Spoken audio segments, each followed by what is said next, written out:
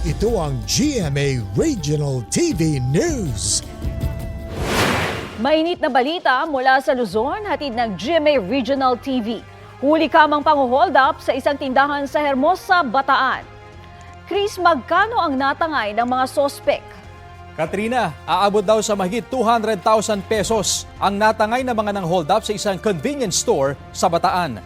Yan at iba pang maiinit na balita hatid ni CJ Torida ng GMA Regional TV.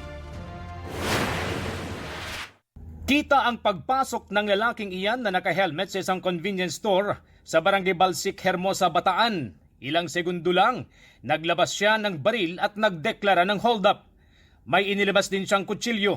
Pagpasok niya po, dumiretso po siya sa cash register.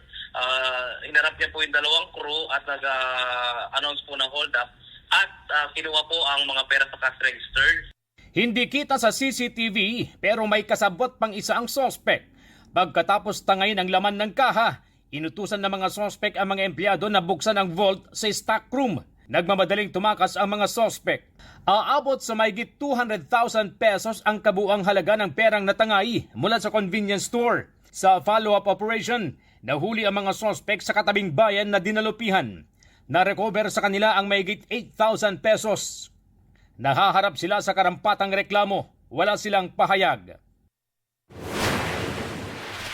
Isa ang patay matapos sumalpok sa concrete barrier at poste ng ilaw at isang kotse sa Urdaneta, Pangasinan.